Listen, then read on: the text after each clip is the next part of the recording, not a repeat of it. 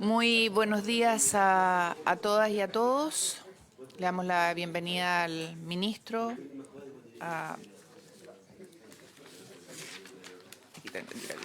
Le damos la bienvenida al ministro Nicolás Cataldo, a la subsecretaria Alejandra Ratia, al director de Educación Pública, señor Rodrigo Egaña, al coordinador jurídico legislativo, señor Leonardo Vilches, y a la abogada encargada del proyecto, señora Nayara Susaeta. ¿Estoy bien? ¿Está bien dicho? Bien. Bueno, ministro, muy buenos días. Senador Lagos. Antes de partir a la materia que nos convoca. Del tema que nos convoca la comisión, y plantear un tema que lo planteé ayer, pero cuando comenzamos no estábamos el equipo completo, como se dice, que ha surgido una noticia, que es que el actual vicepresidente del Consejo Fiscal Autónomo, Germán González, a cual le dimos el apoyo en su oportunidad para constituir y ser miembro del Consejo Fiscal Autónomo, entendemos que ha sido nombrado a partir de fecha próxima director de una AFP, ¿ya? Entendiendo que tal vez en el sentido estricto legal no está identificado que los directores no puedan tener que es incompatible, con el cargo representante como consejero del Consejo Fiscal Autónomo. Yo creo que puede haber un conflicto de interés eventual en eso, de minuto que los fondos de pensiones invierten en el Tesoro Público está influido por la marcha de la política fiscal y el informe de finanzas públicas o la evaluación fiscal llega al Consejo Fiscal Autónomo con cierta antelación que el resto del mercado. Podría haber un tema. Ciertamente las personas pueden inhabilitarse, conocerlos, etcétera, pero me pregunta si es que no habría una inhabilidad y yo quisiera saber si hay voluntad de la comisión simple juzgar en esto, ¿ya? Y quiero reiterarle que yo voté con toda convicción, entusiastamente, por Germán González, ¿ya? Respecto a solicitar tal vez un pronunciamiento respecto a una eventual inhabilidad o no, me imagino, a la Superintendencia de Pensiones, al Ministerio de Hacienda, prendieron un oficio para preguntar este tema, redactarlo de manera neutra, pero para despejar esa inquietud. Tal vez efectivamente no hay ninguna inhabilidad legal, pero lo cual no quita que cuando no hay una inhabilidad legal, tal vez uno no quisiera después legislar al respecto, ¿ya? Entonces, lo dejo planteada esa... ¿A quién le quiere preguntar? A la Superintendencia de Pensiones. Y al Ministerio de Hacienda. Y al Ministerio de Hacienda. Si alguien se le ocurre preguntarle a alguien más, le preguntaba a alguien más. Yo pensé CMF, pero como que me pusieron la misma cara que tú, así, ¿por qué el CMF? No. Yo pensé que, pero pasa que no, ¿viste? Mira, todos ponen la misma cara. Entonces, no preguntemos a CMF, pero por lo menos son dos instituciones. No sé qué más, consejo para la transparencia, no sé. No. ¿Ya? Preguntar, de repente no hay ningún problema y... Ya. No sé si le parece al resto de la comisión, lo dejo planteado como una inquietud. Pido al resto de la comisión su opinión. Yo comparto la inquietud del senador Lagos. Yo creo que habría que darle una vuelta bastante clara a ese asunto, porque en realidad, más allá de que digo lo que no diga la ley, la verdad es que, sobre todo una cosa como el Consejo Fiscal Autónomo y como el Banco Central, eso no habría que tocar en este tipo de cosas, ¿no? Senador Macaya y senador Galilea. Yo la información sobre el particular, habiendo revisado por encima todavía las normas respectivas, es que no hay inhabilidad, no habría inhabilidad. En el fondo yo creo que el pronunciamiento probablemente va a tener una respuesta en ese sentido. Y respecto de lo otro, de los eventuales conflictos de interés, hay normas de abstención. Entiendo que funciona de esa manera. Me imagino que la respuesta irá en ese sentido y desde la perspectiva de la comisión, cuando la comisión hace un requerimiento, yo no quiero que parezca que acá hay y lo dijo bien el senador Lagos, no quiero que acá aparezca un reproche de la comisión al solo hacer la pregunta, para que aparezca desde esa perspectiva con una lógica más de neutralidad, no sé, ahí hay que buscar una reacción que no busque generar un reproche implícito a esta sola situación. Senador Lagos y senador Galilea. No, senador Galilea. Gracias, presidente. En este tema... me hago eco de lo que dice el senador Macaya.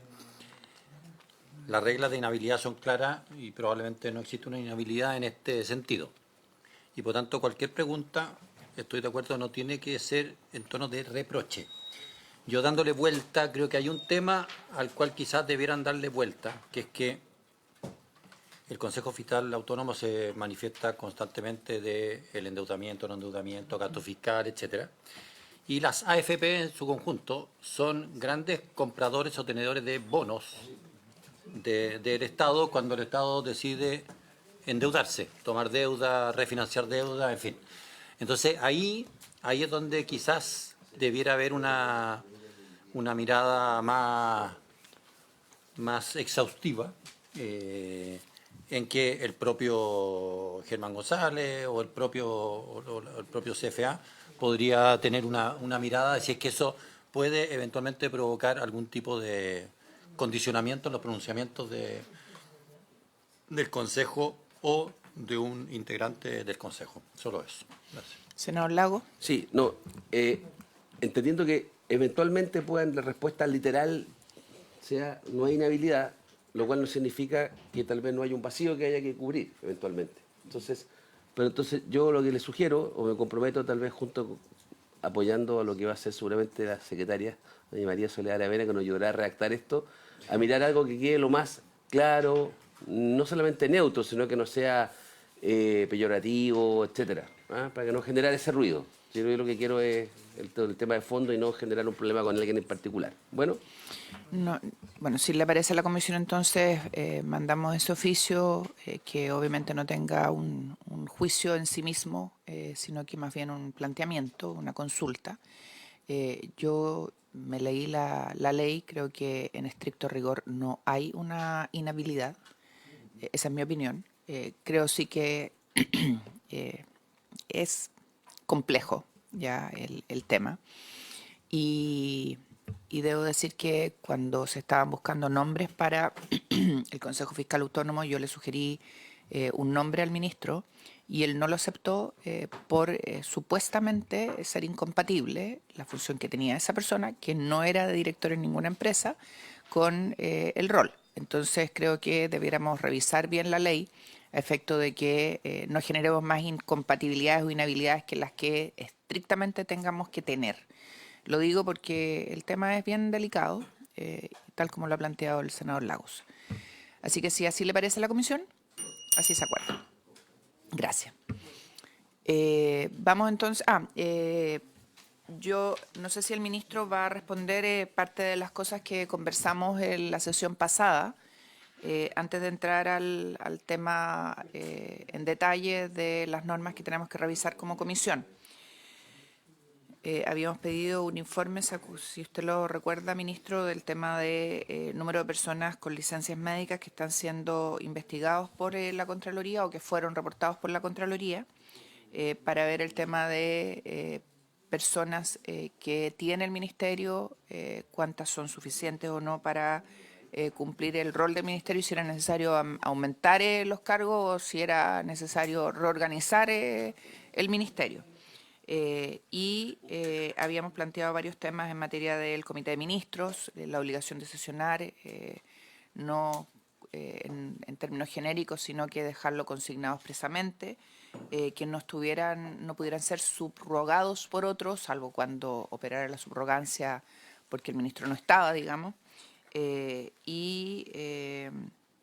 Eso básicamente es lo que recuerdo. Sí. Presidenta, por su intermedio, bueno, primero saludarla y saludar a los señores senadores y a la Secretaría y quienes nos acompañan. Voy a partir por lo último. Efectivamente, en la misma sesión ponderamos lo pertinente que podría resultar dicha medida. A nosotros también nos gusta más la idea de un comité de ministros más empoderado, mucho más de alto nivel, y nos abrimos en la sesión anterior a generar las indicaciones necesarias para aquello, en el marco de que esto está recién en el primer trámite legislativo. Esto podría seguir modificándose en el camino.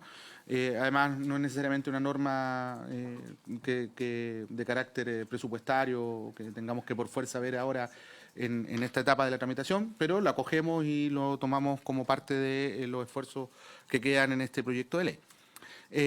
Luego, respecto a lo de licencias médicas, cada uno de ustedes tiene ahora una minuta que se le ha hecho entrega, donde hace un análisis más exhaustivo incluso que solo el tema del informe de Contraloría. Acá estamos viendo el conjunto del estado del arte de licencias médicas, tomando en consideración un par de premisas que me parece relevantes. El Ministerio de Educación, al igual que otros ministerios como el Ministerio de Salud, son ministerios que están asociados a instituciones proveedoras de servicio educativo.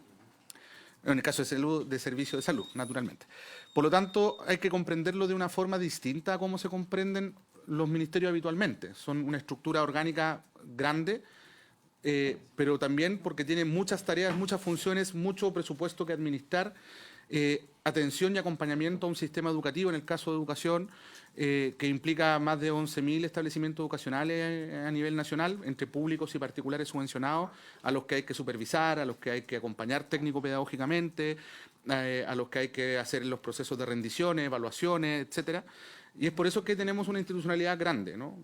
Hace más de 12 años atrás, Chile tomó una decisión, además, que fue separar las funciones que tenía concentrada el Ministerio de Educación en un proceso de modernización que se llamó Sistema de Aseguramiento de la Calidad, donde surgen nuevas instituciones, como por ejemplo la Agencia de la Calidad, la Superintendencia de Educación, que secan el rol fiscalizador y evaluativo del Ministerio de Educación, quedando en el Ministerio la tarea de dictar la política y acompañar al sistema desde lo técnico-pedagógico.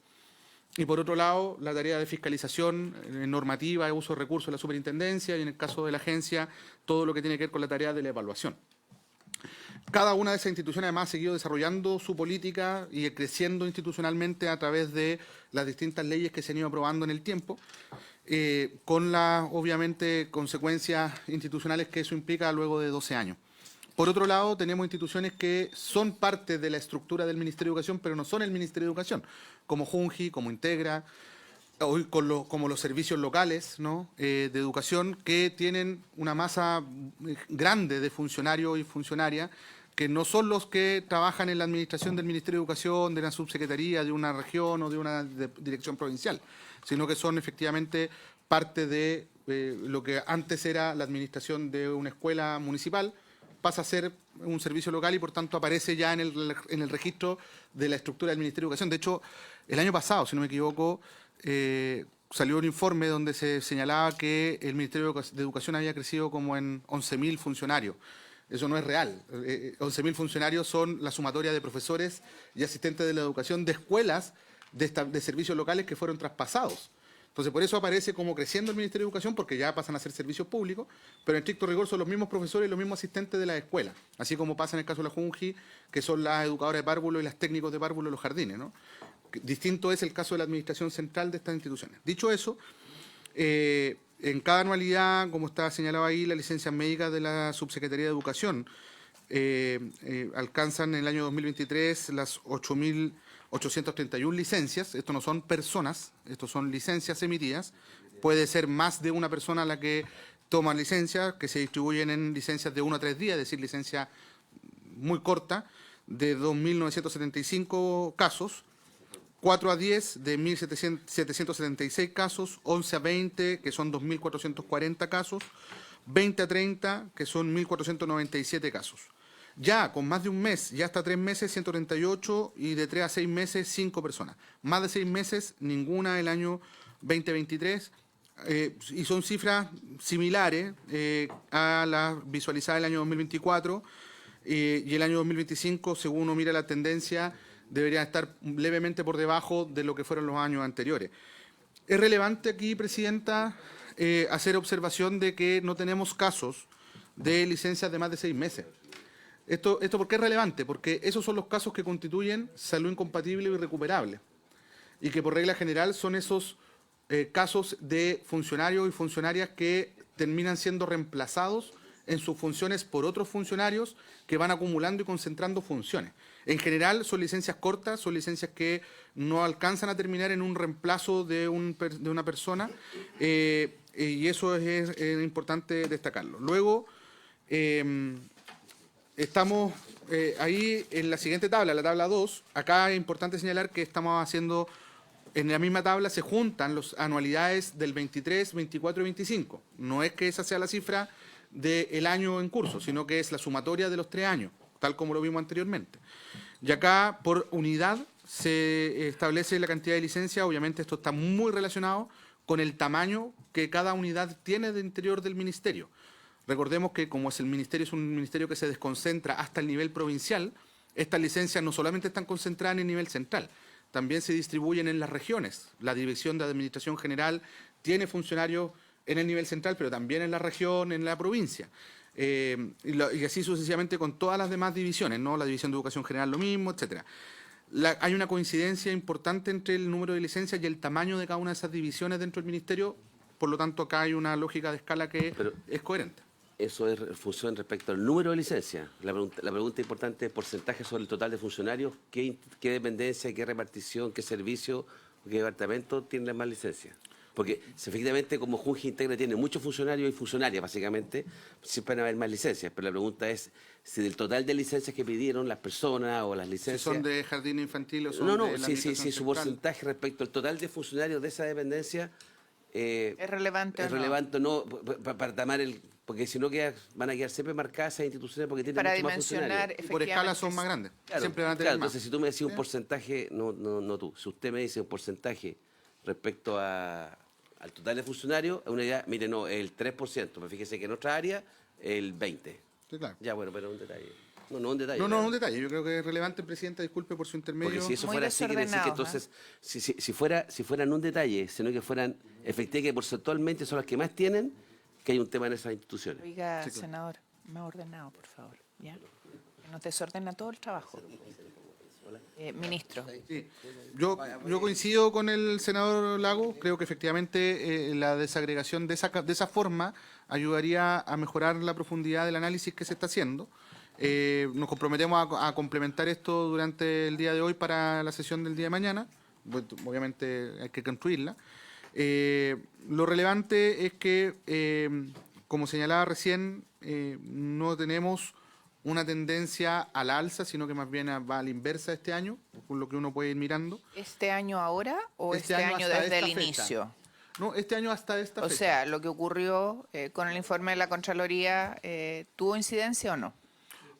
Esa es la pregunta. Yo diría que es evidente que debe haber tenido algún impacto, pero la acumulación de casos, en general, de casos me refiero a que uno podría interpretar como irregulares o algo por el estilo, no se dan necesariamente de marzo a junio, digamos, No, ocurren antes. pero lo que pasa es que cuando uno mira, ministro, cuando Sí. uno mira el primer cuadro que usted nos acompaña, y comparto la inquietud del senador Lagos y se agradece si nos puede poner una última columna que nos refleje qué porcentaje de las instituciones representa esos trabajadores. Pero cuando uno mira este primer cuadro, uno ve que el 2024 hubo más licencias que el 2023. Y el 2025 ya va un tercio de las licencias, pero no sabemos si eso es producto de lo que ocurrió con el informe de la Contraloría o no. Tiendo a pensar que algo tiene que ver, pero sería bueno que pudieran hacer no sé si lo puede hacer, yo creo que sí, un cruce de a esta fecha que ustedes midieron el 2025, qué pasaba el 2024 y qué pasaba el 2023. Sí, lo podemos y con eso uno complementar así. podría saber si efectivamente hay una baja o es lo mismo. ¿Presidenta? Senador Insulza. Para referirme a este tema, me parece muy interesante lo que se está planteando, pero la verdad es que el dato que muchas veces falta es cuánto tiempo destinan los profesores a...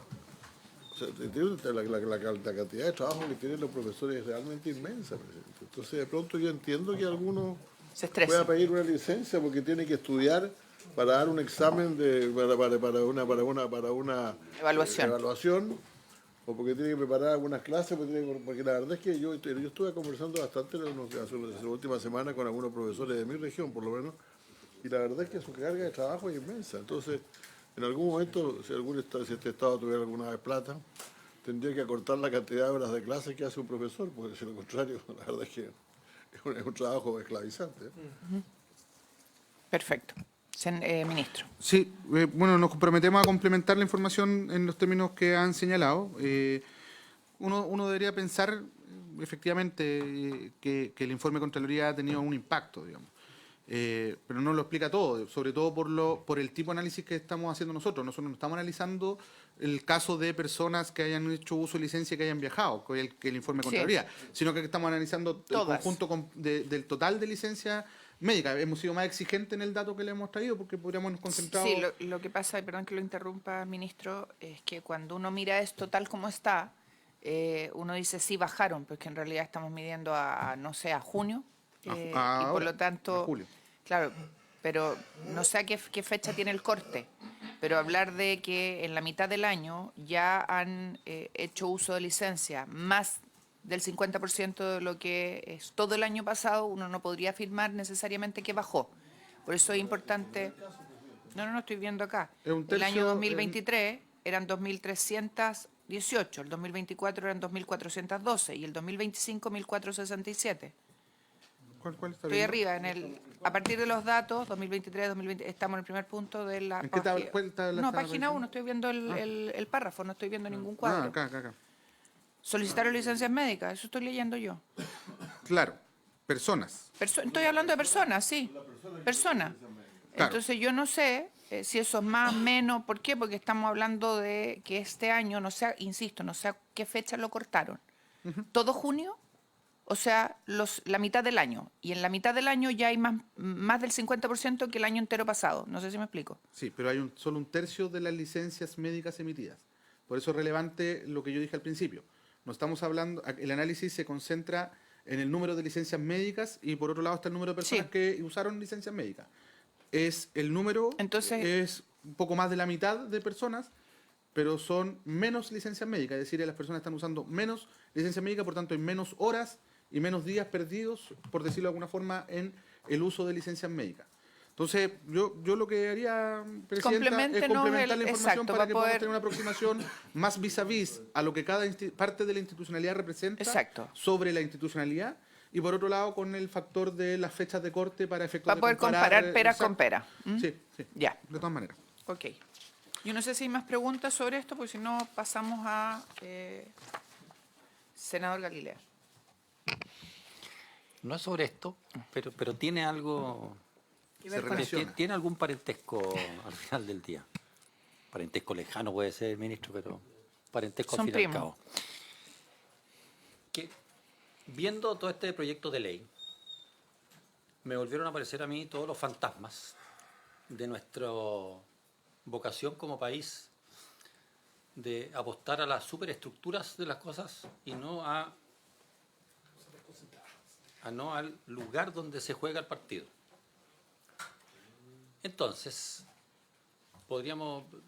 quiero esbozar mi teoría nomás y para la próxima sesión a lo mejor tenemos la información completa. A mí me encantaría saber qué cantidad de personal tenemos en los colegios.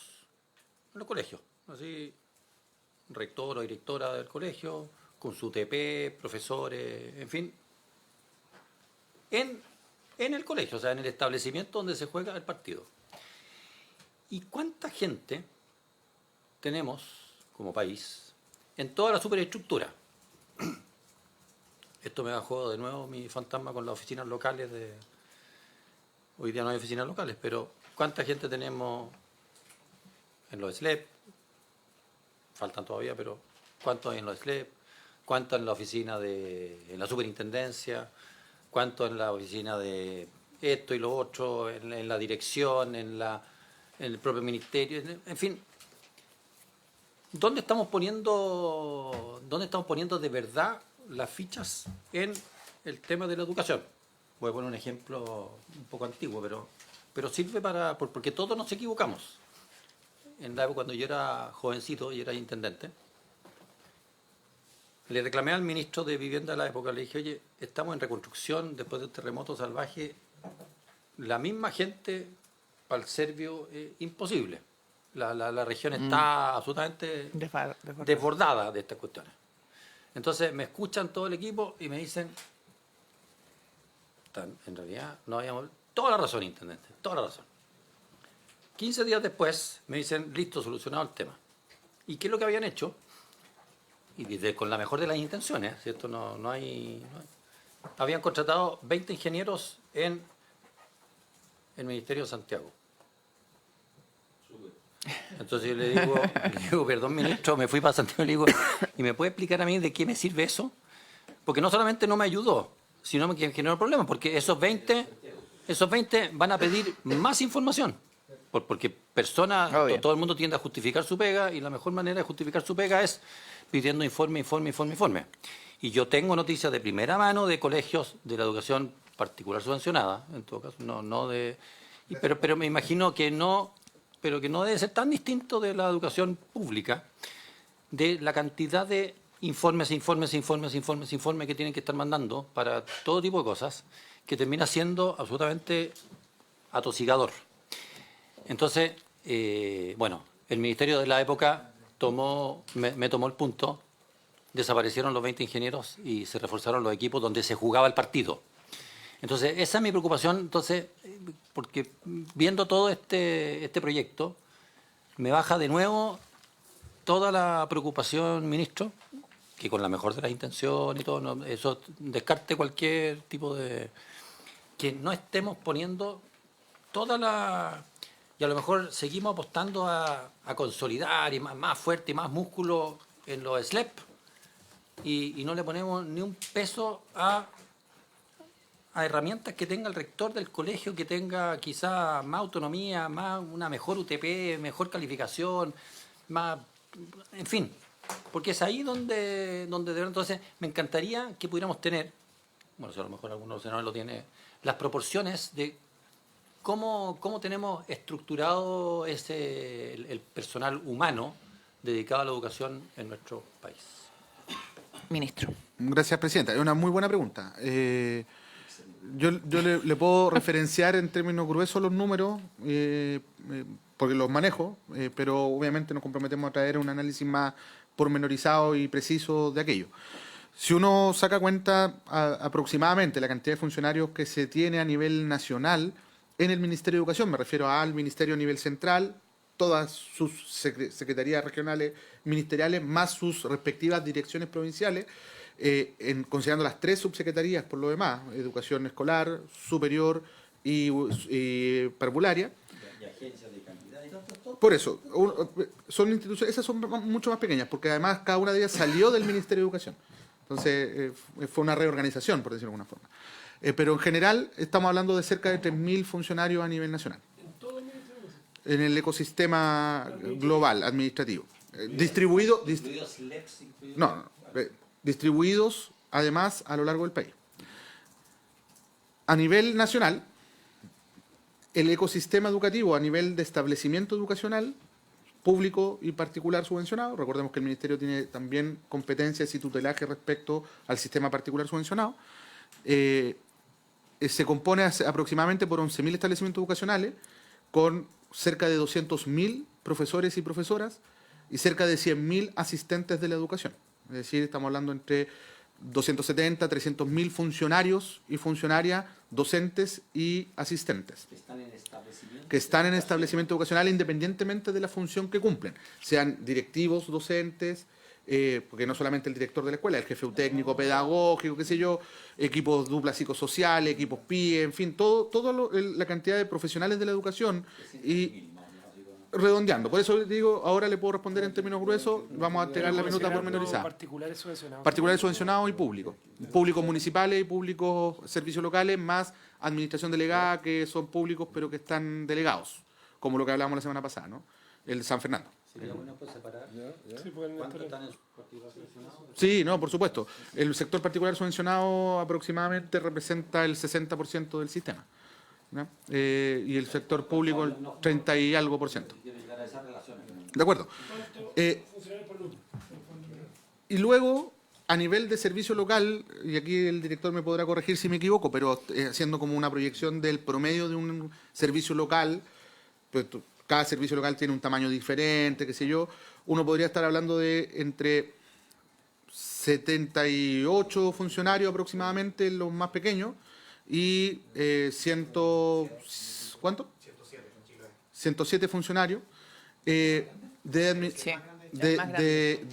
funcionarios de la administración del servicio, director ejecutivo y todos los funcionarios para abajo, y aproximadamente 3.000 funcionarios administrados, digamos, que entre docentes, asistentes de la educación, es decir, que están en la escuela.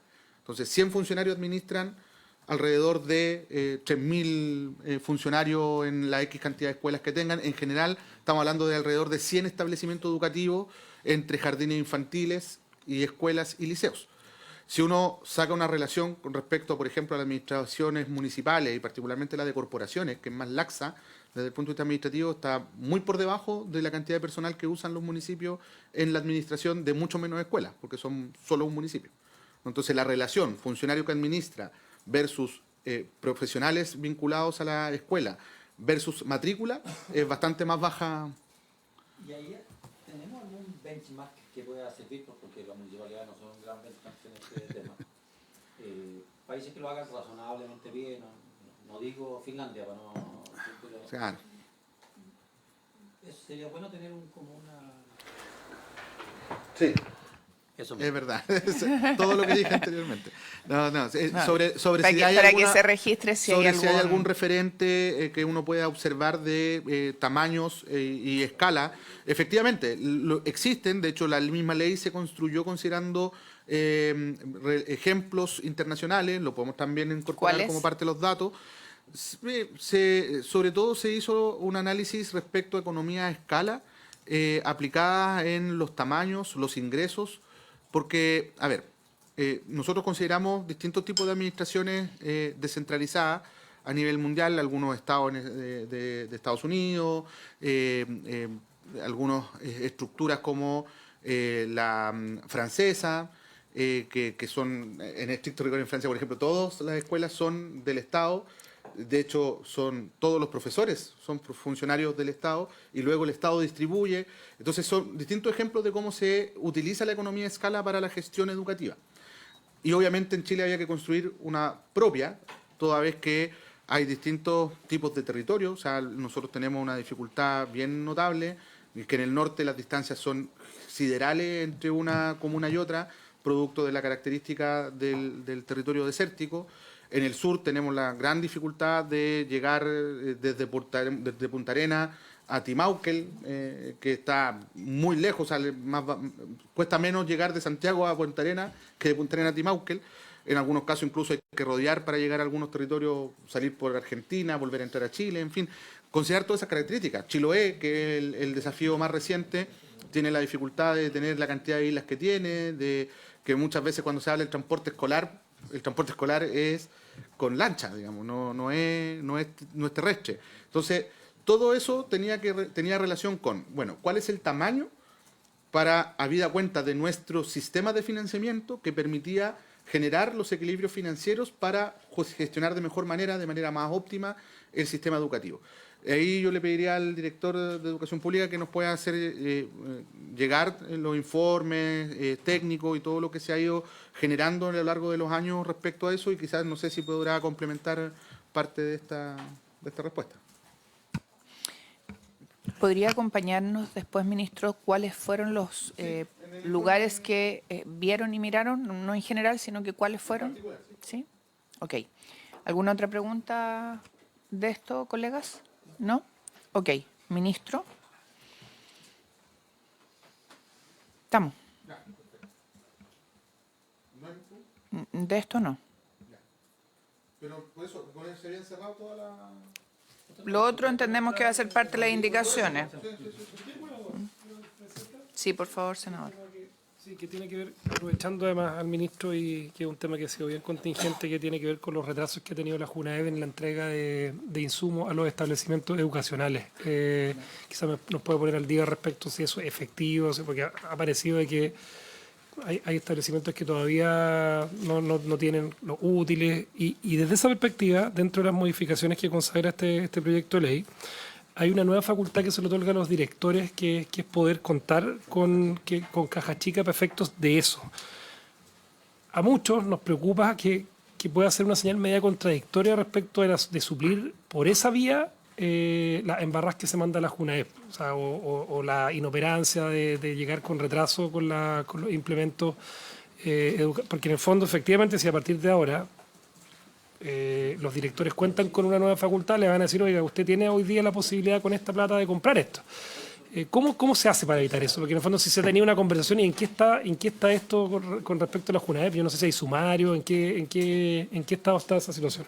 Ministro. Sí, presidenta. Gracias por la pregunta, senador Macaya, por su intermedio. Presidenta, el año pasado hubo un retraso, efectivamente, producto de una licitación que se declaró desierta según lo que salió en medio de prensa, era por un lápiz que era hexagonal en la base de licitación y que la oferta no era un lápiz hexagonal y por tanto por esa razón quedaba fuera. En realidad fueron hartos más elementos que estuvieron involucrados en las razones técnicas de por qué fracasó la licitación.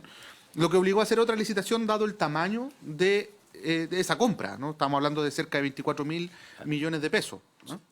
Entiendo que la alternativa era una compra directa y eso podría generar otro No, ruido. a eso me refiero. O sea, haber hecho un trato directo por 24.000 millones de pesos habría sido otra la discusión, efectivamente, ¿no? Más aún en el contexto en el que se estaba y además era una compra muy grande. O sea, esto mueve mucho el mercado, las compras de Junaev en general. En ese contexto se hizo una nueva licitación y esa licitación, considerando los plazos en los que ocurrió, esto ocurrió muy rápido, después de que fracasó la primera, además se hizo considerando un proceso de compra plurianual. Es decir, no solo por un año, para no estar todos los años licitando, sino que incorporó una licitación por 2 años. Eso nos permitió entregar el 100% de los útiles escolares el año pasado. También, nuevamente, se publican en los medios que se había entregado solo un 33%. La verdad es que eso se hizo con el corte que analizó la Contraloría a septiembre, pero en octubre, o sea, un mes después, considerando que el proceso había comenzado a fines de agosto, la entrega de los útiles, en este nuevo proceso licitatorio, en octubre ya se había entregado el 100%. Entonces, la clarificación necesaria es que se entregaron todos los útiles el año pasado, con retraso sin duda, eso fue lo de público conocimiento, por la razón que ya di, y que en la compra que se hizo el año pasado se estableció además el proceso también para el 2025, lo que nos permitió llegar de manera inédita a mediados de abril con la entrega del 100% de los útiles escolares a nivel nacional. Y ya está publicada la base de licitación del PUE, del Programa de Útiles Escolares, para las anualidades 2026 y 2027. Por lo tanto, también estaría ya resuelto el procedimiento para el próximo año y el subsiguiente, por lo tanto, no habría ninguna razón para no llegar antes de la misma fecha en que lo hicimos este año. ¿Por qué no es antes? Y esto es muy importante, Presidenta. ¿Por qué las escuelas están cerradas hasta el inicio del año escolar? La normativa que se legisló en el periodo legislativo anterior estableció en el caso de las vacaciones los asistentes de la educación que las vacaciones son hasta, digamos, en los últimos días de febrero o principios de marzo, que es cuando ocurre el año escolar, el inicio del año escolar. Por lo tanto, almacenar la cantidad de material que implica la distribución de útiles escolares es una invitación a que las escuelas sean, lo voy a decir con mucha claridad, que sean robados todos esos útiles escolares, habida cuenta que no se tiene personal que esté resguardándolo. Además, los procesos logísticos en general se hacen para que calce bien con esos tiempos y se entregó todo a mediados de abril. Nosotros habíamos firmado un protocolo en la ley de presupuesto sobre ello y se establecía en ese protocolo que en mayo deberíamos haber tenido la entrega de los útiles, es decir, el proceso ocurrió con anticipación a lo proyectado. Por último, la caja chica, que justamente corresponde a la primera votación que deberíamos tener, en particular, tiene otros propósitos. Y de hecho es un mecanismo de descentralización de la gestión de los recursos del subtítulo 22, que es Bienes y Servicio Consumo, para que justamente los directores de los establecimientos educacionales puedan tomar decisiones locales, de escuela, en función de otro tipo de objetivos, no de la compra de útiles escolares, sino que de reemplazo de vidrios cuando se quebran. O sea, la pregunta es por qué le vamos a pedir al servicio local que está en su oficina local central que te compre el vidrio que se quebró. Y eso es algo que puede resolver el director con la caja chica. Ha sido una demanda muy fuerte de las comunidades. Sí, es que eso yo lo entiendo. De hecho, yo he conocido en la región que represento múltiples ejemplos de directores que se quejan que tienen que ir a San Fernando y están a 80 kilómetros. En Pedro Esnada, la escuela Pedro Esnada, me recuerda en la comuna de Chimbarongo, que cambió la administración de dependencia municipal a la dependencia del SLEP y se demoran, pedir una fotocopiadora se demoran, claro, varias semanas. Pero acá el proyecto propone ampliar esta facultad, que es la de la infraestructura, a la compra de insumos, materiales, elementos de enseñanza y material didáctico, que en el fondo a mí me parece que eso está bastante asociado a las funciones que cumple la JUNAEP. Y valga el comentario de lo que pasó el año pasado, a mí me llama mucho la atención de que, bueno, que se haya resuelto con rapidez hacer una segunda licitación, pero al final los útiles llegaron en octubre a la gran mayoría de los establecimientos, octubre, lo que significó que estuvieron todo el año pasado sin útiles, o no sé si... O sea, a mí me llama la atención de que se haya seguido calcada y se hayan gastado exactamente los mismos recursos cuando en derecho hay una cuestión que se aplica también en derecho administrativo, que es la teoría de la imprevisión, que uno eventualmente cuando las circunstancias cambian no es necesario que se gaste esa chorra de plata, o porque no se necesitaba el año pasado, o porque, bueno, ya se mandaron el Condoro y los alumnos estuvieron durante casi todo el año sin material. A mí me llama la atención de que la solución finalmente haya dicho, ok, licitamos 2 años, le llegan los materiales en julio, agosto, septiembre, ha transcurrido casi todo el año. O sea, por eso a mí, yo compartiendo el principio que manifiesta el senador Galilea, acá mientras más facultades, y a mí me gustan estas facultades, yo las comparto, creo que ojalá las tuvieran casi todas, en la medida que haya, Todas las que puedan, que haya accountability, que hayan directores responsables, que haya una comunidad educativa que funcione y que no hayan cosas raras en el establecimiento. Si eso se puede hacer, toda la descentralización necesaria al establecimiento y menos centralismo para que las decisiones no emanen de una oficina pública lejos de donde están haciéndose la educación. Ministro. Yo creo hacer una distinción. Material didáctico no es lo mismo que útil escolar. El útil escolar, el cuaderno, el lápiz, es la herramienta con la que el estudiante hace su tarea educativa. El material didáctico es los insumos que utilizan los docentes y el personal de apoyo a la docencia para realizar ese ejercicio docente. Por ejemplo, no sé, la resma de hojas para imprimir las pruebas. Es distinto a tener el cuaderno de clases, ¿no? O el lápiz con el que el niño pinta, o la témpera con la que luego hace sus dibujos. Entonces, es importante hacer la distinción, porque aquí no se está habilitando la compra de útiles escolares, sino de material didáctico que tiene que ver con... No es función de la JUNAEP. La JUNAEP no entrega material didáctico a las escuelas. No, por eso me refiero a lo útil. Los útiles escolares sigue siendo... y aquí quiero hacer la segunda prevención o aclaración. La JUNAEP no tiene el mandato del PUE, del programa de útiles escolares, no es suministrar los útiles de todo el año de los estudiantes. Es un apoyo, ¿no? Por eso, en primer lugar, se entregan los útiles de todas maneras el año pasado, porque no tiene como objetivo que los estudiantes cubran su necesidad de útiles escolares durante todo el año. Nunca lo ha sido así, ¿no? O sea, los niños que reciben el programa de útiles escolares reciben ese apoyo inicial, pero de ninguna manera eso es suficiente para cubrir la necesidad de todo el año, ¿ya? Sino que complementa, y muchas veces incluso en los territorios, los municipios también compran útiles, más el esfuerzo que hacen las propias familias.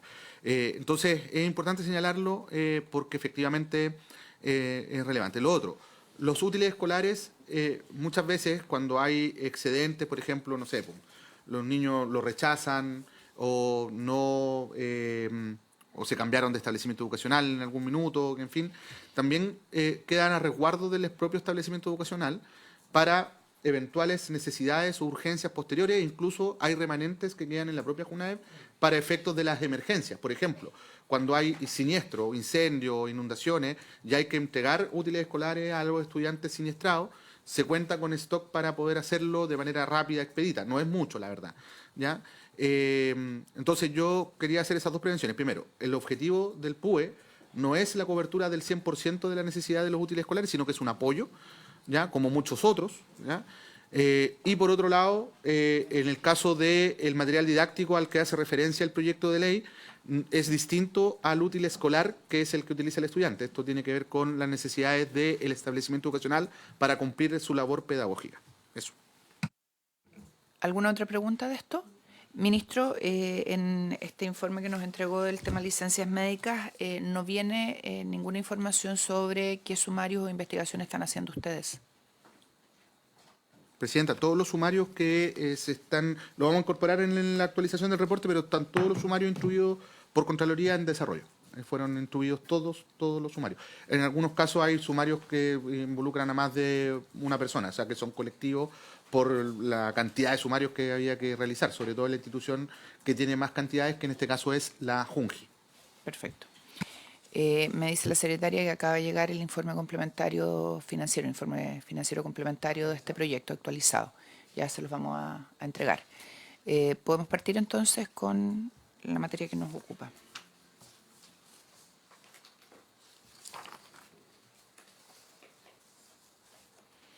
Ministro. La secretaria nos va a ir diciendo las normas. Presidenta, la Comisión tiene que pronunciarse respecto de las normas de su competencia. En este proyecto son 37. 37. Son muchas. Usted estaba más optimista. Se le olvidó el 7. No. Entonces, Ese dicho de que el 7 era para Dios, dijo, no vaca. la primera de ellas, en el artículo 1, es el número 4. Al comparado, sí. Vamos a estar en el primer tomo un rato. En las páginas 25 y 26 del comparado, 25 y 26, está el literal K de la letra B del número 4 del artículo primero, que se refiere a la administración de los recursos percibidos en virtud del artículo 21 de la Ley 19.410. 25 y 26. Entonces, Son esto dice... Gestión y ejecución de recursos de establecimientos. Exactamente. Literal K del artículo es 10. Artículo 10. El literal K del artículo 10. Exactamente lo mismo que estábamos hablando recién. Presidenta, ¿quiere que lea la...? Sí, por favor. Ya, entonces, en la página 25, la letra B reemplaza el literal K por el siguiente. K, administrar los recursos percibidos en virtud del artículo 21 de la Ley número 19.410, pudiendo adoptar con cargo a estos medidas para la ejecución de las reparaciones necesarias y de mantención del edificio o instalaciones en que funciona el establecimiento educacional y del equipamiento inmobiliario destinados permanentemente a este, excluidas cualquier transformación o ampliación del edificio, construcciones e instalaciones de conformidad a la normativa vigente. Con cargo a estos recursos también se podrá financiar la adquisición de insumos, materiales, elementos de enseñanza y material didáctico o servicios urgentes para la adecuada prestación del servicio educacional. Un reglamento del Ministerio de Educación regulará la aplicación de este literal, incluyendo la coordinación entre el establecimiento y el servicio local para la correcta rendición de estos recursos. Se ofrece la palabra.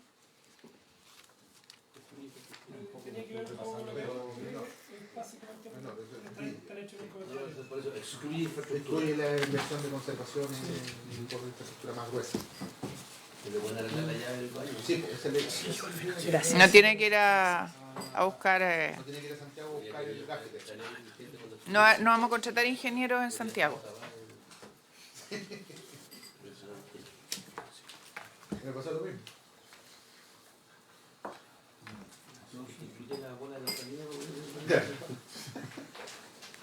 ¿Presidenta?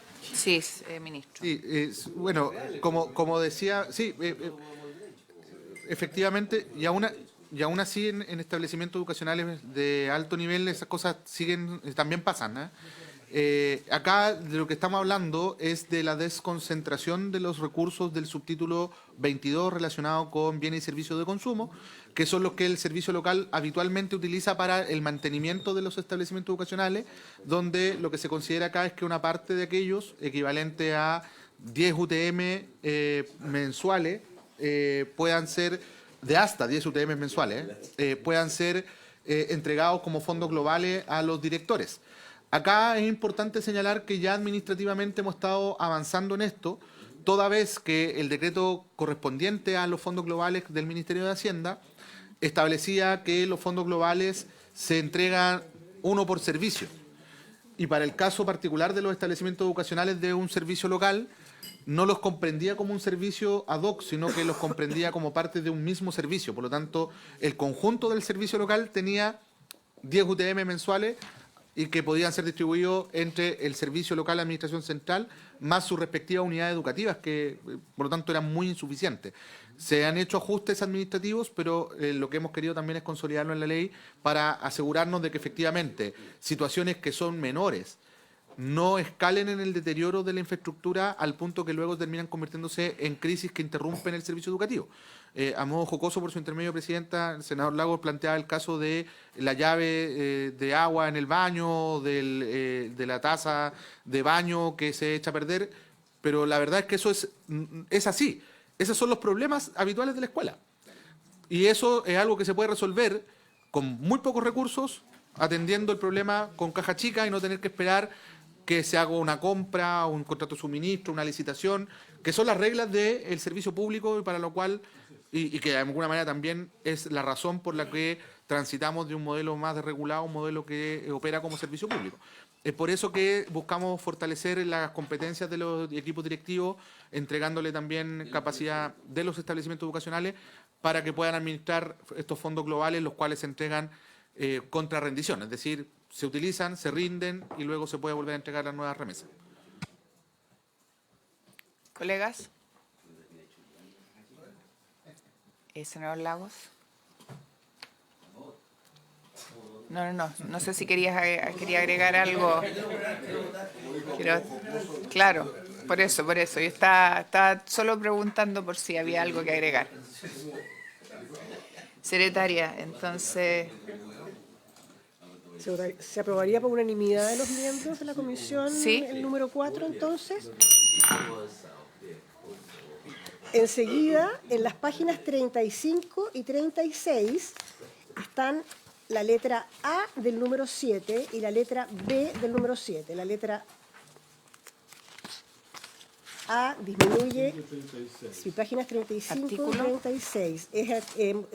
La letra A del número 7 que modifica el artículo 16. Sí, por favor. Gracias, Presidenta. La ley se creó antes de la creación de la región de Ñuble. Esto es una adecuación formal que establece la región de Ñuble con la respectiva cantidad de servicios locales, traspasando de lo que era la región del Biobío los servicios locales que corresponden en este caso ya al ámbito territorial de la región de Ñuble y descontando ellos del número total de la región del Biobío. Es simplemente una adecuación formal, Presidenta, a la ley, considerando la temporalidad en la que ésta se legisló. Perdón, ministro, ¿cuál es la razón de la reducción? Cuando se legisló esta ley, la región de Ñuble no existía. Al existir la región de Ñuble, los servicios locales que de la región del Biobío están ubicados en el territorio que luego se convirtió en la región de Ñuble, salen del total de la región del Biobío y pasan a engrosar el total de servicios locales de la región de Ñuble, que son 3. Justamente por eso disminuye de 11 a 8 y Ñuble nace con 3 servicios locales. Es una formalidad. ¿Si le parece a la comisión? Presidenta, y en la letra B, que está en la página 36, se elimina el inciso tercero del artículo 16, que señala que cada SLEP podrá crear oficinas locales. Ministro. Sí, esa regulación está más adelante en el artículo... en el siguiente, en el 16 bis, sobre oficinas locales. Se crea un procedimiento especial que antes no existía. Es por eso que se elimina esa frase o ese componente en el artículo 16. Colegas. Se aprobaría entonces también por unanimidad el número 7, letras A y B. En las páginas 37, 38 y 39 está el número 8, que agrega el artículo 16 bis nuevo, que regula la creación de una oficina local, como ha señalado el ministro. ¿Presidenta? Sí, ministro. Sí, acá es relevante señalar que a la fecha solo hay 2 servicios locales que han creado oficina local. Ambos ocurrieron el año antepasado, durante el proceso de implementación de los servicios locales de Magallanes y de Aysén. Ya. Antes de eso, todos los servicios locales creados anteriormente nunca se constituyó una oficina local. Porque finalmente la ley lo que establecía era la facultad de hacerlo, más no la obligatoriedad, ni tampoco establecía condiciones para que eso existiera. La evaluación que hemos hecho es que, dada la complejidad de nuestro territorio nacional, que no necesariamente en algunos casos es solo la extensión territorial, sino también las dificultades de acceso que esto tiene, es necesario establecer ciertos criterios objetivos que establezcan las condiciones en las que un servicio local debe crear una oficina local, más que definir que hay que crearlos, ¿no? O sea, la gran demanda en los territorios, muchas veces respaldadas también por no solamente los sindicatos y los apoderados, sino también por las propias autoridades y parlamentarios, es que se creen oficinas locales siempre. No necesariamente eso así, pero ahí que llegamos a la conclusión de que era necesario crear criterios objetivos que en determinados contextos de aislamiento regule de manera mucho más pormenorizada la solicitud y procedimiento de la creación de oficinas locales, de manera que deje de ser una decisión discrecional de la autoridad de turno y pase a ser algo que está regulado de manera objetiva y clara cuando esto es necesario, ¿ya? Por ejemplo, viene la creación del servicio local de Antofagasta. el territorio es muy extenso. Las distancias entre una comuna y otra son muy extensas.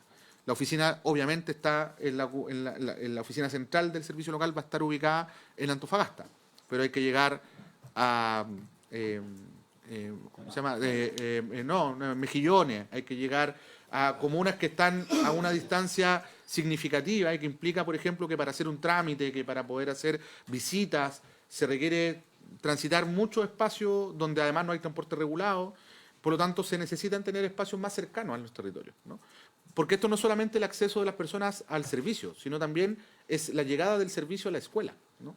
Precisamente para acompañar, no solamente desde el punto de vista administrativo, sino y sobre todo, que es lo que nosotros queremos, en el momento del acompañamiento técnico-pedagógico, que al final del día nunca se nos puede olvidar que es el giro principal del negocio.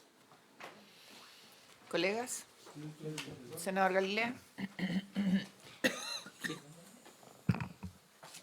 Este tema, ministro, a mí me interesa harto. Entonces, me encantaría que pudiera explicar bien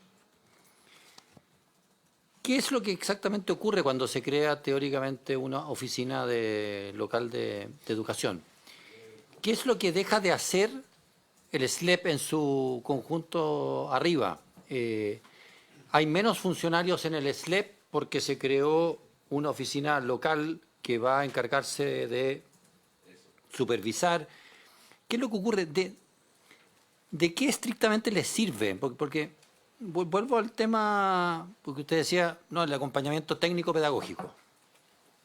Ok, si fuera solo el acompañamiento técnico-pedagógico, una oficina local debería ser muy mínima en términos de funcionarios, porque tendrían que ser, no sé, 2 o 3 personas que tengan las características de UTP, por así decirlo, con la suficiente, que podrían estar ocupando el cargo y que socialicen, vayan, conversen. Oye, estoy pensando mejorar el rendimiento en inglés, si tenemos un pabellón en el que solo se habla inglés en el colegio, qué sé yo, y que todos los lecheros dentro de la sala de clase sean en inglés para, en fin, estoy diciendo quizás lecera, pero bueno, no son tan leceras porque yo lo apliqué y funcionó.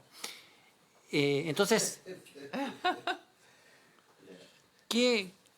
¿cómo lo ve sinceramente usted? Porque le tengo temor a la suma de superestructuras que lo único que hacen es recargar el peso de administración sin que esto redunde en mejoras de educación.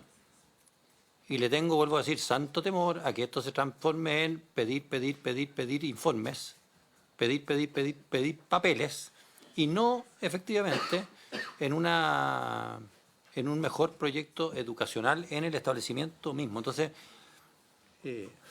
yo entiendo la diversidad geográfica, las longitudes de desplazamiento, qué sé yo, pero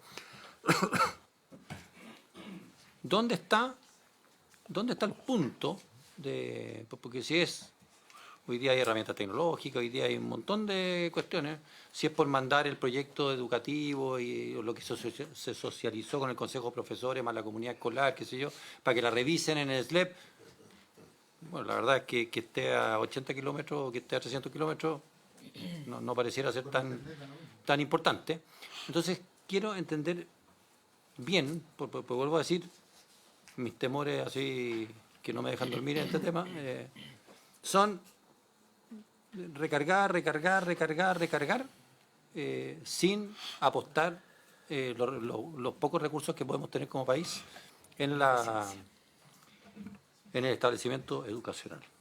Gracias, senador Galilea. Antes de dar la palabra al ministro, el senador Lagos. Sí, no, en la misma línea de senador Galilea, y para ayudarlo a conciliar el sueño, porque dijo que no podía dormir por este tema, es que yo entendería lo que plantea el senador Galilea, y creo que tiene un cuarto punto al menos, es que si se diseña un SLEP, ya el SLEP tiene que cumplir sus funciones, y la decisión de abrir una oficina local, ¿es por qué? ¿Es porque nos quedamos cortos de recursos humanos en el SLEP, obviamente tal, o porque hay que cubrir hay que hacerse cargo de una demanda que no puede hacerse cargo de la distancia que hay? Me explico, la distancia es tan grande que obliga a eso. Y si ese es el caso, la pregunta es, cómo está estafiado el SLEP, ¿sigue tal cual? ¿O hay disminución de recursos? ¿O se reemplazan recursos? ¿Me explico? O sea, ¿sigue creciendo el sistema? ¿O le dice, mire, ¿sabe qué más? Teníamos este SLEP para cubrir toda esta región. ¿Ya? Entonces ahora teníamos, le invento, 40 funcionarios en el SLEP. Como vamos a abrir la oficina en Mejillones, ¿ah? O mandamos 3 allá para allá permanente, o lo eliminamos y lo reemplazamos. Que es distinto a decir, entonces me quedo con los 40 más 3 allá. Se le pregunta cómo quiere que lo están abordando, cómo ha sido la experiencia en eso. Porque eso es lo que puede generar lo que creo que está detrás del insomnio de Antes de darle la palabra al ministro, cuando uno lee la norma, se establece que la solicitud de creación tiene que estar fundada.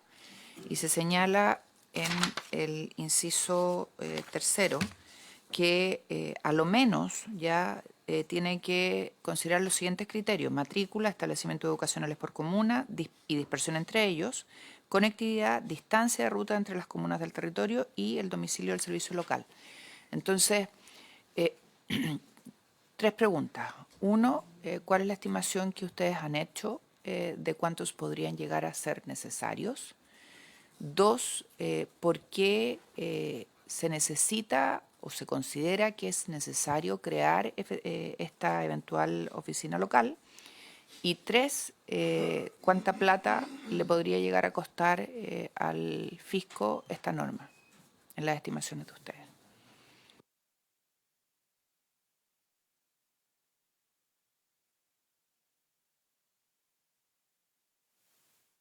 Gracias, presidenta. A ver, varias cosas.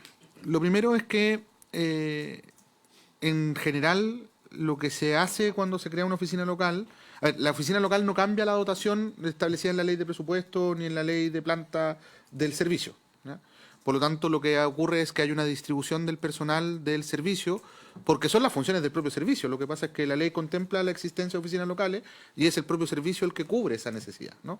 Por lo tanto, efectivamente, si en un territorio se crea una oficina local con un funcionario o 2 funcionarios, son funcionarios del propio servicio. Por lo tanto, si tenía 10, quedan 8 y se van 2. Exacto. Eventualmente. Pero sigue siendo el propio servicio Se local. trasladan. O están ubicados ahí, porque recordemos que el servicio local, cuando se constituye... No estaría ubicado ahí mismo. Cuando se crea el servicio local, o cuando entra en funcionamiento, más bien, hay etapas para la conformación de su dotación. Y la primera etapa es la del concurso del personal que proviene de las propias municipalidades. Entonces, tú tienes muchas veces personal que viene de todas las comunas que constituyen el territorio, que ganaron el concurso que se hace, que de hecho el concurso es un concurso cerrado, que se hace solo con los funcionarios de los municipios que van a ser traspasados y que cumplen determinados requisitos, obviamente, que están establecidos por la ley, tanto por el Estatuto Administrativo como por la Ley de Educación Pública, con determinada antigüedad también. No puede participar el que se contrató hace un año, digamos. Entonces, hay una serie de condiciones. Entonces, tú tienes habitualmente gente del arco completo de los territorios que constituyen el servicio local, ¿no? Por lo tanto, es posible en algunos casos, hasta ahora han sido solo 2 los casos, en la práctica así ha ocurrido, que tú tienes personal disponible a estar ubicado territorialmente de manera desconcentrada, ¿no? Desconcentrada respecto a la oficina central del servicio. Esto no implica y no ha implicado mayor gasto, porque además las oficinas locales se han concordado junto con los propios municipios, que lo que han hecho es facilitar dependencias administrativas que permiten el funcionamiento sin que el servicio local tenga que implicar o incurrir más bien en mayor gasto en arriendo, en mantenimiento. Se hacen con los municipios convenios, acuerdos previos a la transición, que son de la más amplia gama de asuntos. Está bien, pero no hay ninguna norma que diga que es responsabilidad del municipio hacerse cargo de esa oficina local. No. Por lo tanto, por eso estoy haciendo la pregunta. Despejado el tema del personal, no hay más personal, ya no habría más personal. ¿Cómo garantizamos que no va a haber un costo de administración de ese servicio local que vamos a crear? Hoy día no ha implicado costo, Sí, pero no hay ni no ninguna tenemos norma. proyectado que implique costo. Está bien, ministro, pero no hay ninguna norma. Entonces, si nosotros facultamos a que se cree, ya, y se dan las razones fundadas para que eso sea necesario y se diga, ok, se crea, ¿en base a qué no va a significar mayor costo el instalarla? Porque ¿qué pasa si el municipio dice, no, yo no tengo espacio para poder albergarlo? ¿Dónde lo instalamos, senador Insulza? Es solamente, presidente, un problema de costo, que es un problema también de que creo que a eso lo olvidé el senador Galilea. Nosotros tenemos, por ejemplo, yo recuerdo los temas de seguridad pública, que usted recuerda bien también, el problema es que todas las poblaciones querían un retén, y eso significaba que terminaban uno de cada 4 carabineros limpiando el retén. Pues, Adentro del retén. Exacto, adentro del retén. Esto es un poco lo mismo. O sea, el temor que por administrar ese sistema terminemos usando menos, ¿cómo llamaba usted estos personajes los que están en el campo de batalla, en definitiva, hace un rato atrás usaban? Pero lo que Se entiende, o menos sea, es la actividad función, docente probablemente exacto, tal por administrar. exacto, la función docente de enseñar versus el que va a administrar. Que, La preocupación es que mientras uno puede desagregar mucho una entidad, y eso significa que cada vez va a ocupar más gente en administrar la entidad que la que ocupa, por ejemplo, si usted tiene 10 colegios, cada uno con 30 alumnos, eso significa que van a haber muchos más administradores que con 30 profesores, que decir, van a haber muchos más administradores, porque tiene que administrar a alguien, que si usted tiene un solo colegio con 300, ¿no? Claro. Sí, la diferencia es que en este caso no es con nuevo personal, no son nuevos administradores, son los mismos. Las oficinas locales simplemente lo que hacen es acercar la administración del servicio a los territorios, que es una de las cosas que nos han demandado, sobre todo en los territorios extensos que quedan más aislados, aquellos territorios rurales que requieren hacer muchas veces trabajo no solo técnico-pedagógico, sino también administrativo, y que requieren la conversación presencial. Muchas veces hay problemas de conectividad en los territorios. O sea, la telematicidad, por decirlo de alguna forma, no resuelve todos los asuntos. A veces hay que procesar temas de personal, no sé, revisar carpetas, CARDEX con los antecedentes para las postulaciones a bonos, a procedimientos de contratación u otro, que es parte del día a día, de la menudencia del día a día de la gestión administrativa del sistema educativo, y que requieren de la presencia de personal en el territorio que genere ese vínculo, ese nexo, que procese.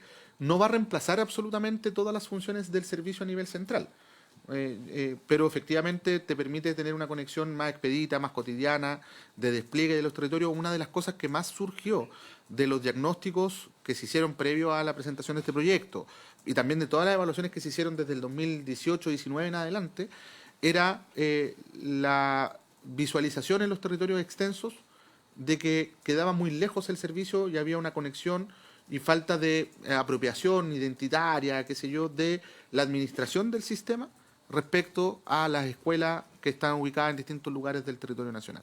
Entonces, en virtud también de esa pertinencia es que es relevante, pero también esto tiene que estar regulado. Por eso es que establecemos ciertos criterios para ello y un reglamento que regule más pormenorizadamente la forma en que eso ocurre en la práctica. ¿Cómo garantizamos el que no se va a requerir recursos para la infraestructura? Porque yo leo la norma y no está garantizado que no sea así. De hecho, dice que una vez recibida la solicitud, la Dirección de Educación Pública deberá emitir un informe que dé cuenta de la facilidad de crear la oficina, el cual se remitió al Ministerio de Educación, que deberá pronunciarse autorizando o denegando. El Ministerio de Educación autorizará la creación de una oficina local cuando constatare que la razón aquí. Entonces, ¿cómo vamos a garantizar que no significa más dinero? O a lo mejor lo tienen considerado y está en este nuevo informe financiero, ministro. Por supuesto. Muchas gracias, presidenta. Creo que la respuesta a su pregunta tiene que ver con la capacidad que tenga el director del servicio local al momento de hacer la solicitud de demostrar la factibilidad de la creación de la oficina local. Porque con esto no estamos creando un nuevo servicio, no estamos creando una nueva estructura, sino que lo que estamos haciendo es acercar al servicio local a territorios que están más aislados de donde está el domicilio central. Y parte del procedimiento, me ordeno un poco, la principal diferencia con la norma actual radica en que la norma actual es una norma que teóricamente uno podría denominar que es meramente discrecional.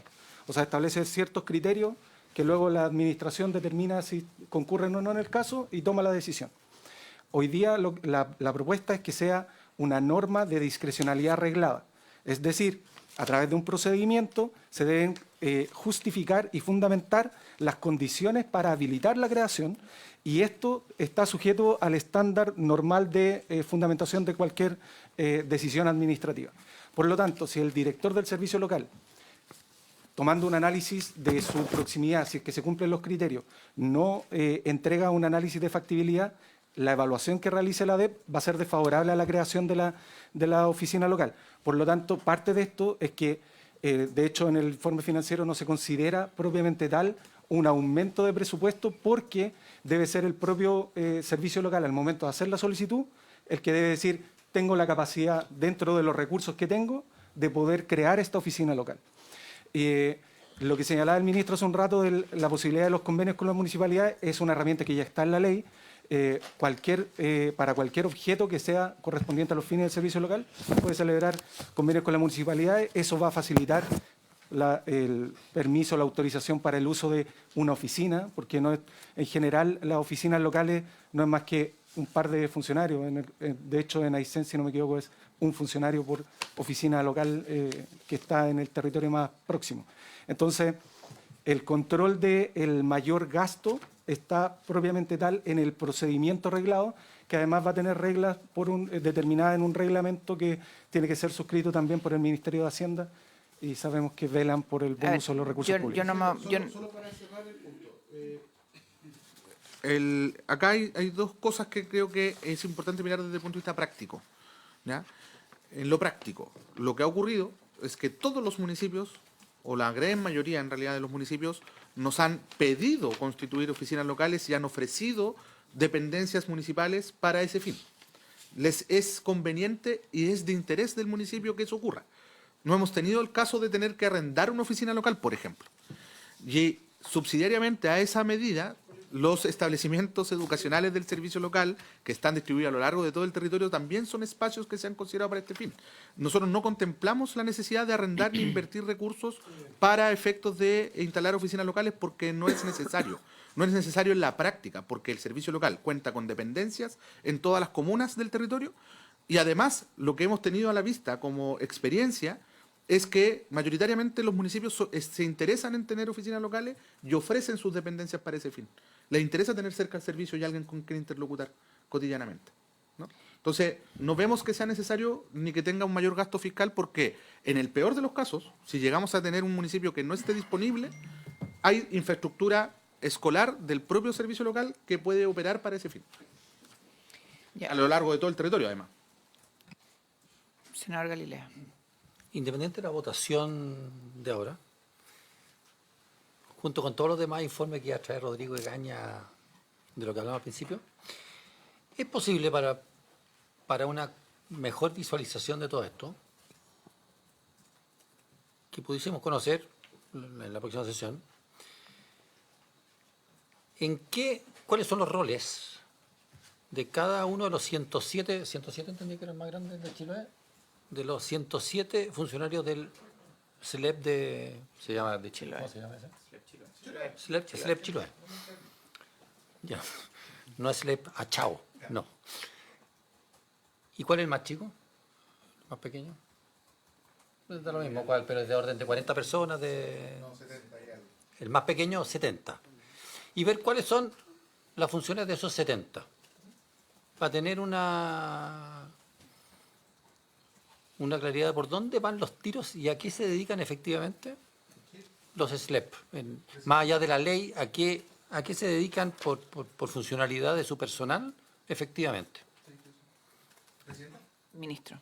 Sí, sin perjuicio de traer sistematizadamente la información solicitada por el senador Galilea por su intermedio, señalar que por regla general un servicio local está constituido por una dirección ejecutiva, por subdirecciones que tienen funciones específicas. Está la subdirección de Administración y Finanzas, que como dice su nombre tiene los temas de finanzas del servicio, gestión de personas, etcétera.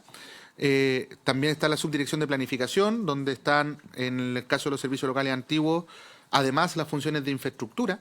Están los temas de control, de planificación, y ahí, en el caso de los servicios locales recientes, se saca la infraestructura de planificación y nace la subdirección de infraestructura, porque se ha visto la necesidad de tener una focalización aún mayor en ese ámbito. De hecho, este proyecto, una de las normas de carácter presupuestario es precisamente los grados para entregar el cargo de encargado o encargada de esa unidad.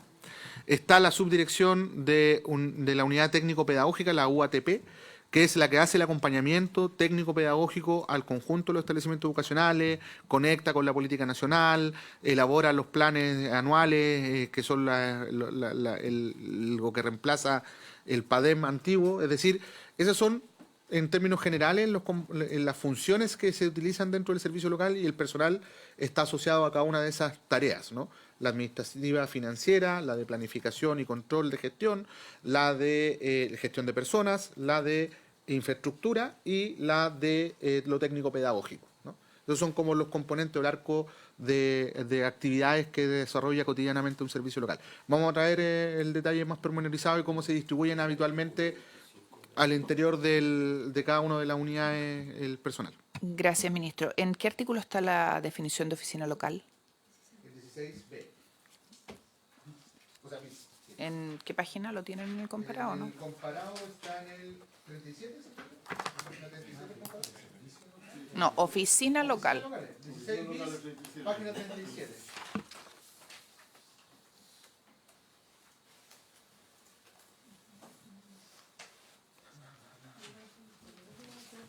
No hay una definición.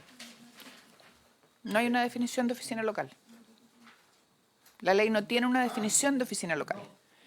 A ver, ministro, yo le pediría que pudiéramos definir oficina local, porque yo leo el artículo y me preocupa, me dan tiritones, porque por mucho que usted me diga que no se va a necesitar más dinero, aquí yo leo el artículo y el que se dé el ok para crear una oficina local va a traer después la necesidad de equipar la oficina local, de crear el espacio de la oficina local, de arrendar la oficina local, porque por mucho que estemos bien inspirados y usted me diga que los municipios están interesados, el servicio local tiene, no me queda claro. Entonces, primero, no hay definición de oficina local, no dice qué es lo que es.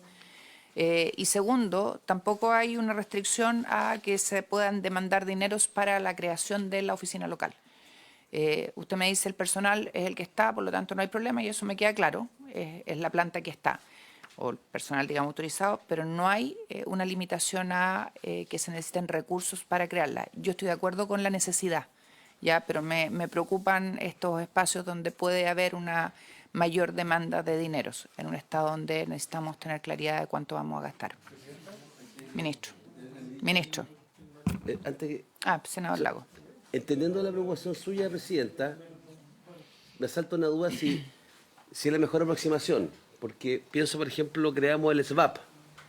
El SVAP tiene que desplegarse por todo Chile. No sé si legislamos, estoy diciendo que no me acuerdo, si legislamos, por ejemplo, si el SVAP tiene que tener oficina o puede tener representación dentro de las regiones, no sé si lo dejamos contenido en la ley. No lo sé, lo que me preocupa aquí es que me estamos... asalta la duda de, entendiendo su preocupación, digo, tal vez nos estaremos pegando de excesivo. No lo sé, entiendo a lo que apunta colega, pero lo que me preocupa es que estamos abriendo el espacio, entendiendo, insisto, y compartiendo que puede ser necesario que haya una oficina local, pero no estamos claros respecto, uno, de lo que significa esa oficina local, no está definido, y dos, que no va a necesitar más recursos porque va a depender de la buena voluntad. ¿Y qué va a pasar si necesita una oficina porque es necesario que exista y no hay espacio? ¿Quién va a financiar eso? Ministro. Sí, gracias, Presidenta. La oficina local, no sé cuán necesario es sobreregular la característica de la oficina local, considerando que esta solo puede regular, cumplir... quiero solo saber qué significa. Pero solo puede hacer lo que un servicio local puede hacer, no puede hacer otras cosas. Y cuando se define la creación de un servicio local, esto puede tener distintos focos. Puede tener a lo mejor un foco mucho más puesto en la infraestructura y su mantenimiento. Puede tener un foco más puesto en lo pedagógico. No lo sé. Y no tengo cómo saberlo, porque eso es algo que emerge justamente a partir del propio territorio, de sus requerimientos y de cuán capaz sea el propio servicio local de justificar en virtud de lo que la ley establece que va a hacer esa oficina local. Por lo tanto, me cuesta visualizar la necesidad tan precisa de establecer qué es una oficina local, considerando que solo puede hacer lo que un servicio local puede hacer en virtud de la necesidad que el territorio mismo evalúa para constituirla. Ahora, si es necesario que tengamos una regulación más pormenorizada, más específica, obviamente no, nosotros como... Ministro, a ver, para que me entienda, aquí está claro que la creación de la oficina local tendrá que ser cuando, y se dan todas las condicionantes, ¿ya? No dice lo que es, y yo puedo colegir de todo lo que usted me explica, que es la representación del servicio local en el territorio determinado. Eso lo podríamos poner acá, ¿ya? Lo podríamos poner para precisión de la norma. Y segundo, cuando yo leo toda la norma, en ninguna parte dice que esto no supondrá recursos de infraestructura porque la tendrá que proveer o el municipio o el mismo servicio local. Porque eso es lo que usted me está diciendo en toda su explicación, pero tampoco lo dice. Y cuando aquí dice ya que hay que presentar una solicitud, que una vez recibida la solicitud, el ministerio va a autorizar la creación de la... Pero en ninguna parte dice que va a tener que funcionar en la infraestructura que existe. No lo dice. Entonces, perfectamente podría venir una solicitud, ¿no es cierto?, para arriendo, para luz, para agua, que es necesario, porque no vamos a dejar a esos 1 o 2 personajes en el aire. Esa es mi preocupación. Y que ahí entonces empezamos a crecer. Insisto, no estoy en contra de la necesidad de considerarlo, porque efectivamente, de acuerdo a la experiencia que ustedes relatan, Aysén y Magallanes lo necesitaron y lo crearon, ¿ya? Pero mi preocupación tiene que ver con los costos, nada más, y con entender qué es lo que es. No creo que sea tan difícil. No estoy pidiendo nada fuera además de lo que ustedes han considerado como el espíritu de la norma. De todas maneras. ¿Ya? Lo presentamos. Gracias. Dejamos pendiente esa y la votamos la próxima sesión. Si no, además no vamos a alcanzar hoy día a votar todo. Y aunque fuera el caso, tampoco tendríamos la indicación... No. Sí lo sé, pero no sé si me entiende mi preocupación. Yo estoy de acuerdo, comparto el principio y solo quiero que quede preciso. La entiendo, otra cosa es que no la comparta, creo que Está no es bien. necesario, pero la entiendo perfectamente. Lo que pasa es que cuando nos ponemos en todos los escenarios, después Ahora, se nos empieza a transformar es esto. importante precisar que, aunque no la comparto, como veo que la práctica no ha ocurrido ni va a ocurrir, tampoco creo que sea complejo incorporar la norma que Gracias. lo limite. Porque Más, no que tiene- para mí limitar, no tendría- más que limitar, ministro, es precisar. Punto. No, está bien, pero que le limite, por ejemplo, el crecimiento, Precisarlo. ¿no? El crecimiento del gasto. Yo entiendo que eso es lo más de fondo. Incluso más allá de que uno pueda decir formalmente que la oficina local es la representación del servicio local Eso. en el territorio, Punto. que eso es de forma, relevante, forma. pero es de forma. Lo de fondo es la posibilidad de que haya más gasto. Como yo estoy convencido de que eso no va a ocurrir, no veo impedimento en que se regule, Perfecto. aunque creo que es innecesario. Es solo eso. Perfecto, entonces no hay una contradicción. Gracias. La siguiente. En las páginas 49, 50, 52 y 53 están 2 normas de competencia de la Comisión. La letra B del número 9, que establece que los SLEP podrán celebrar convenios con municipios referidos al uso de equipamiento e infraestructura deportiva cuya administración sea de cargo de los servicios locales. Y la letra D, que agrega un literal U nuevo que señala que los SLEP podrán participar de fondos concursables y celebrar convenios para el financiamiento de proyectos de toda índole. Sí, ejecutivo. Sí.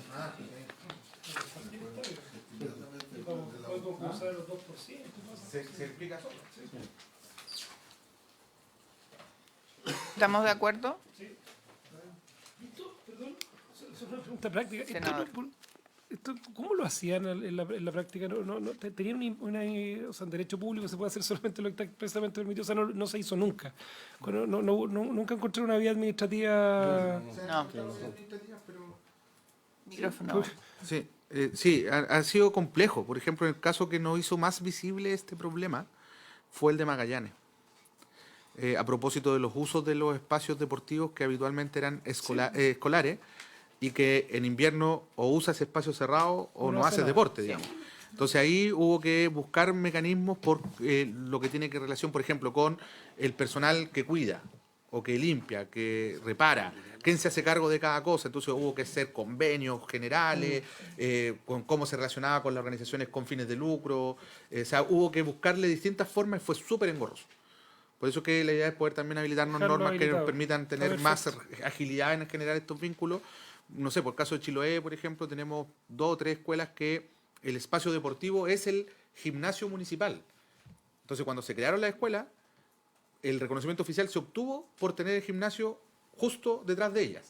Y eran, Entonces, las tres, eran de la misma pero dependencia. además el de la comuna completa, está la piscina olímpica, Claro. está no sé qué. Entonces, claro, el Claro. mantenimiento para el servicio es estratosférico, para un uso que es desproporcionado para la escuela, pero al mismo tiempo es también a cómo accede la comunidad a ese tipo de infraestructura. Entonces, son cosas que se resuelven. En general, hay muy buena voluntad de las partes, pero es mejor tener la norma que permita hacer esas regulaciones. Estamos de acuerdo. Si le parece a la comisión, Sí. Se aprobaría por unanimidad de los miembros presentes. ya. Luego, en las páginas 63 y 64, la letra B del número 12 permite a los SLEP contratar mediante trato o contratación directa obras de infraestructura. Ministro.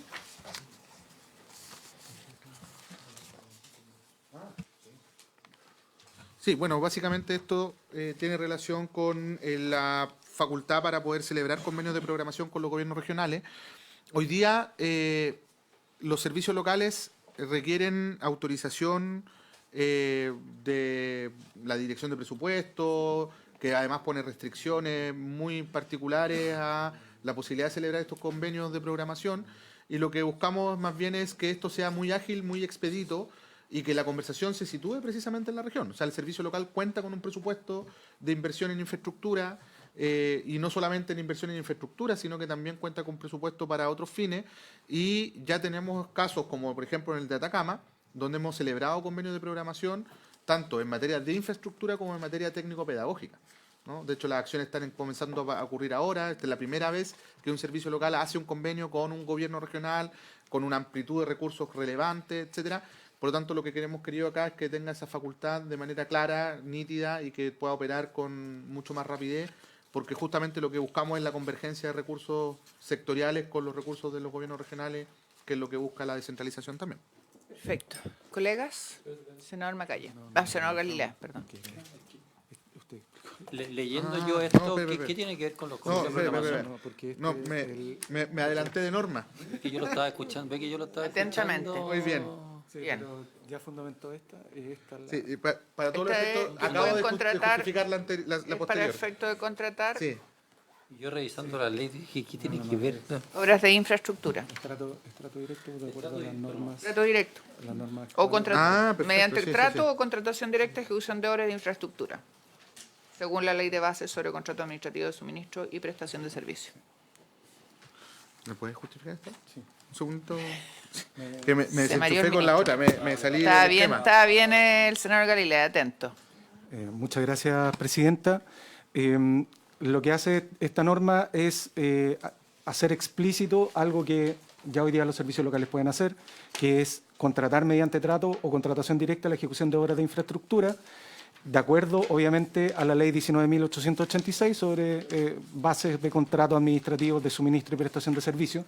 Y aquí lo importante es que hicimos la referencia para que sean aplicables la regulación que fue modificada recientemente por la Ley 21.634, que fue publicada en diciembre del 2023 y que ya está en vigencia a partir de diciembre del 2024, y que modifica las reglas con las cuales se puede hacer la contratación directa de acuerdo a lo establecido por la ley. Bases de contrato administrativo de suministro o prestación de servicio. Senador Galilea, micrófono.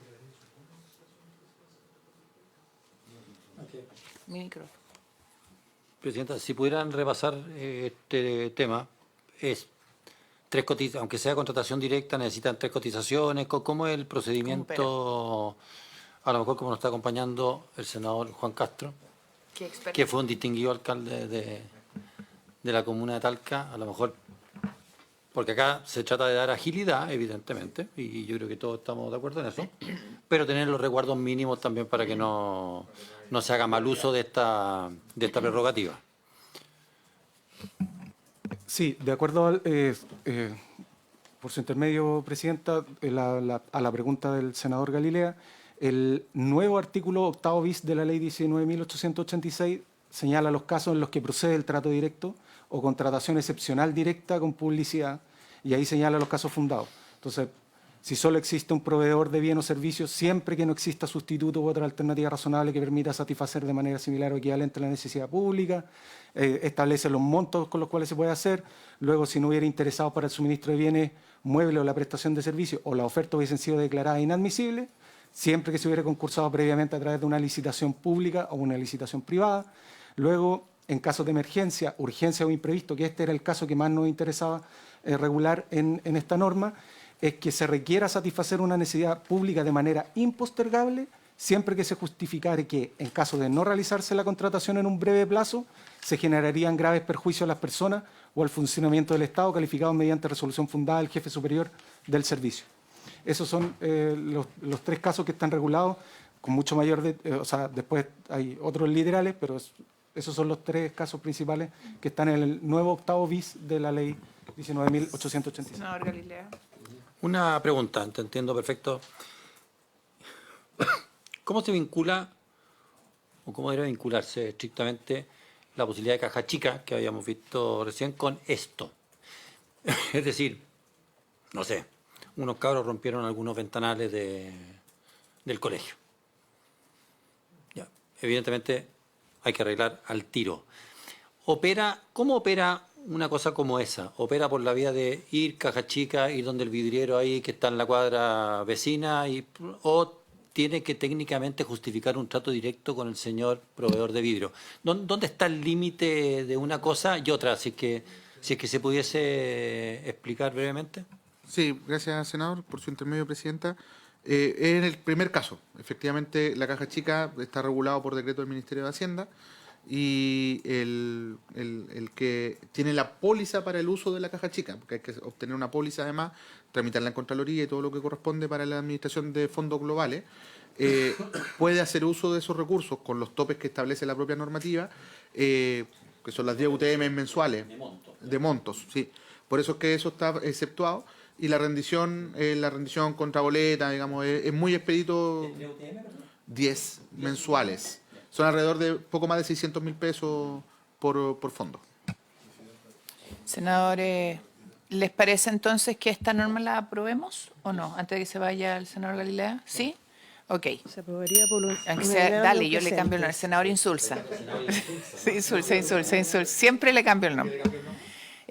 Queda aprobada entonces. Colegas, estamos en la hora. Así que, habiéndose cumplido el objeto de la sesión, vamos a levantarla. El ministro quedó con algunos temas pendientes y mañana continuamos. Muchas gracias a todos y a todas.